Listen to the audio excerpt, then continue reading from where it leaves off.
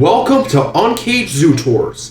If you also love animals, or if you're new here, please hit the like and subscribe buttons and the bell icon to get free walkthroughs of the zoos. Our first zoo to not be part of the Association of Zoos and Aquariums is the Montgomery Zoo. At only 40 acres, the Montgomery Zoo is smaller than the ones we've toured so far, but it has some special exhibits and animals that have not been seen in any of my previous videos. We'll be starting with South America, which originated as the zoo's children's zoo in 1972, yet it has so much to offer. After going through the zoo's gates, the first thing you might see is a walk-through aviary, reminiscent of the 1904 World's Fair Aviary. You might find Chilean flamingos. Unlike their American cousins, they have a lighter plumage. There's also scarlet ibises. Just like flamingos, they get their red color by eating crustaceans. When they want to go on vacation, they fly in a V-shaped formation. When the lead ibis gets tired, another ibis will step in and finish the job, kind of like an understudy. There's also a cattle egret, which can help pick off bugs off of hoofstock. Around the aviary are 3 cages for green-winged, blue and gold, and military macaws. The next exhibit is home to a rhinoceros iguana. Unlike the rainforest cousins, they prefer the rocky terrain of Jamaica. After the soon-to-be snow leopard exhibit is an island inhabited by Jeff Roy's spider monkeys. They were enjoying their permanent vacation by sunbathing and grooming each other. Walking along the path is an Indian peacock. They have long feathery tails that form together in a train. Inside their feathers are microscopic crystal-like structures that form those bright blue eye spots. Backtracking a bit are 2 old-fashioned flight cages for more blue and gold macaws and hyacinth macaws. They may not be related to Blue and Jewel from Rio, but they're still blue. Their beaks are strong enough to help them climb trees, and they can even crack open a coconut.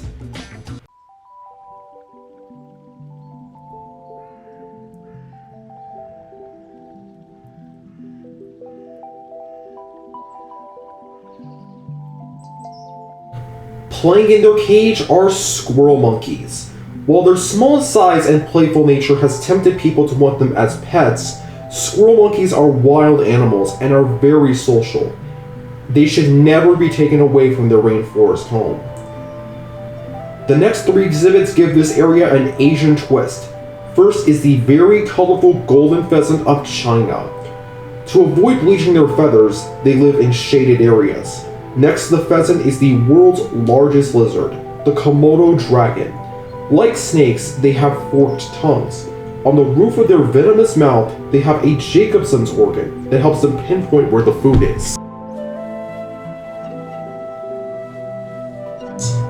Another lizard with a cool ability is the veiled chameleon, which I had a hard time to find.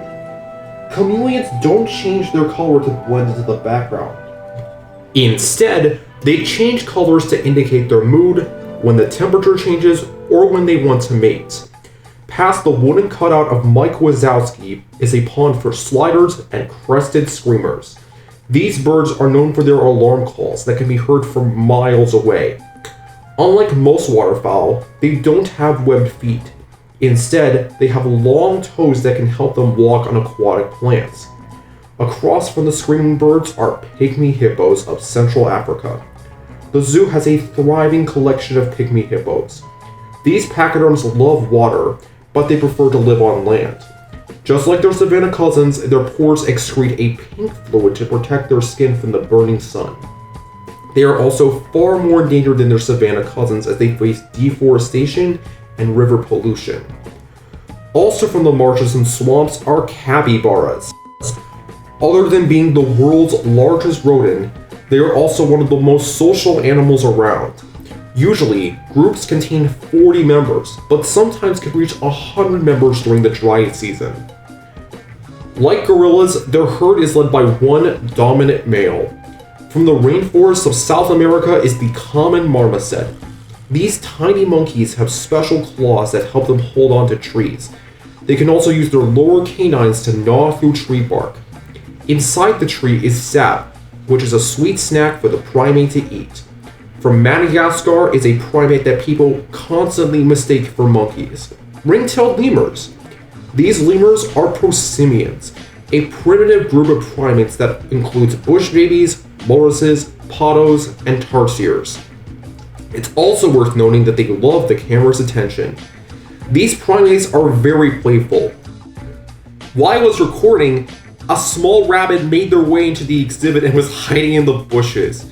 The lemur seemed more scared of the rabbit than it was of them. They took turns peering into the bushes to locate it while the others stood guard. Following that is a giant anteater that I didn't see, but their roommates were perfectly in view, the maned wolf. The maned wolf is South America's largest canine. Despite their name, they look more like a fox than a wolf, but recent genetic evidence shows that they are in their own genus, Cristacine. Unlike most canines, they are omnivores. Other than rodents, rabbits, and insects, they also eat fruits and vegetables. Talk about a balanced diet! Next is the zoo's reptile house. Unfortunately, some of the reptiles were no-shows, but you may be lucky enough to see them on your visit to the Montgomery Zoo. First is an eastern box turtle that I didn't see, but their roommate, a gray rat snake, was hiding in the dirt. Next is a spotted turtle of India. In the summertime, these turtles migrate to wells in the riverbed to escape the heat. Following that is the channel's first dwarf caiman. Unlike most crocodilians, they have a dome-shaped skull and a shorter snout. With those teeth, their bite is strong enough to break bones. Ouch. Next to that is a Haitian gallowasp skink that I didn't see either. After that is a green tree python of New Guinea. They may look like an emerald tree boa, but instead of laying eggs, they give birth to live young. In this misty terrarium are blue and yellow banded poison dart frogs. There may be a green hue, but there's also the reticulated python of Southeast Asia. They are one of the world's largest snakes, with females being up to 32 feet long and 170 pounds. You may notice that these two are albinos, which means they don't have pigments in their skin, which means they probably wouldn't survive in the wild. They are followed by a group of prehensile-tailed skinks. Skinks are a type of lizard that have short legs and triangular heads. They are also one of the most diverse lizard families with 1,000 different subspecies. There was a Halmahera gecko who was hanging on thanks to his tiny microscopic sentae, or tiny feet. It may be a little foggy, but you may find a Vietnamese mossy frog. Like most amphibians, they live near water to keep their skin moist because it can dry out easily. Speaking of dry, hiding in the rocks was a pancake tortoise of Africa. My third no-show was an annulated tree boa of Central America. In the back of their terrarium was a smallwood anole of Cuba. When they're thirsty, they may drink water by licking it off leaves. From the deserts of the southwest are chuckwallas and desert spiny lizards. And look, they're hanging out with each other. While I didn't see the Pueblo milk snake in their terrarium, I did see his leftover lunch. A dead mouse. The last two terrariums had a rough green rat snake on the top and a giant cave gecko on the bottom. Now it's time to head outside to the main attraction, jaguars, the third largest cat. You may notice that one of them has black fur, or has melanism.